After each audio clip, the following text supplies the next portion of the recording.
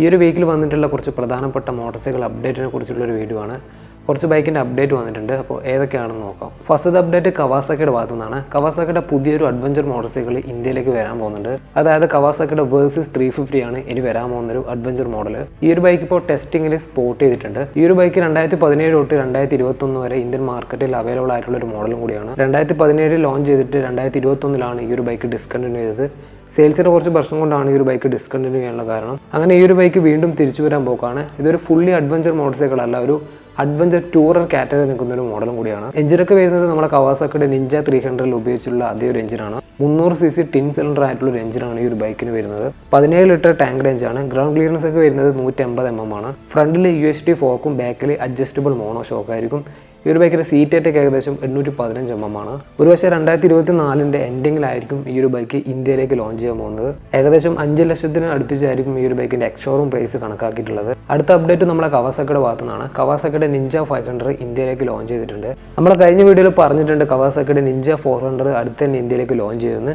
നമ്മളെ 400cc model ചിലപ്പോൾ ഇന്ത്യയിലേക്ക് ഡിസ്കണ്ടിന്യൂ ചെയ്യാനുള്ള ഒരു ചാൻസും കൂടിയുണ്ട്. ഈ ഒരു ബൈക്കിൻ്റെ ഹൈലൈറ്റ് എന്ന് പറയുന്നത് നമ്മളെ നിഞ്ച 400ൻ്റെ സെയിം റേറ്റ് തന്നെയാണ് ഈ ഒരു ബൈക്കും വരുന്നത്. എക്സ്ഷോറൂം പ്രൈസ് 5.24 ലക്ഷം രൂപയാണ്. ഇതൊരു 500cc മോഡൽ ആണെങ്കിലും ഈ ഒരു ബൈക്കിൻ്റെ എഞ്ചിൻ്റെ ഡിസ്പ്ലേസ്മെൻറ്റ് വരുന്നത് 451cc ആണ്. 451cc ടിൻ സിലിണ്ടർ എഞ്ചിനാണ് വരുന്നത്. ഏകദേശം 45 bhp പവറും 43 Nm ടോർക്കും 6 സ്പീഡ് ഗിയർ ബോക്സ് ആണ്. നിഞ്ച 400 വെച്ച് നോക്കുമ്പോൾ പവർ ഈ ഒരു ബൈക്കിന് കൂടുതലല്ല, പക്ഷേ ടോർക്കാണ് കൂടുതൽ വന്നിട്ടുള്ളത്.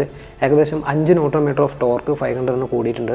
ഒറ്റ കളേഴ്സിൽ മാത്രമേ ഈ ഒരു ബൈക്ക് ഇപ്പോൾ അവൈലബിൾ ആയിട്ടുള്ളൂ. എക്സ്ഷോറൂം പ്രൈസ് 5.24 ലക്ഷം രൂപയാണ്. അടുത്ത അപ്ഡേറ്റ് നമ്മുടെ ബജാജിൻ്റെ ഭാഗത്തു നിന്നാണ്. ബജാജിൻ്റെ പൾസർ 250Nൻ്റെ അപ്ഡേറ്റഡ് മോഡൽ അടുത്ത തന്നെ ഇന്ത്യയിലേക്ക് വരാൻ പോകുന്നുണ്ട്. ബജാജിൻ്റെ 3 ബൈക്കാണ് ഇപ്പോൾ അപ്ഡേറ്റഡ് മോഡലായിട്ട് വരാൻ പോകുന്നത്. ഒന്ന് പൾസർ NS 160, പിന്നെ NS 200, പിന്നെ പൾസർ 250N ആണ്. പൾസർ 250Nലേക്ക് വരുമ്പോൾ ഈ ഒരു ബൈക്കിന് ചെറിയ മാറ്റങ്ങളാണ് വരാൻ പോകുന്നത്.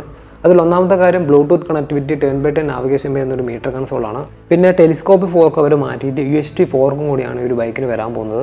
പിന്നെ NS 160ക്കും NS 200നും പുതിയ മാറ്റങ്ങൾ വരാൻ പോകുന്നത് ബ്ലൂടൂത്ത് കണക്ടിവിറ്റിയും 10x10 നാവിഗേഷനും വരുന്ന ഒരു മീറ്റർ തന്നെയാണ്.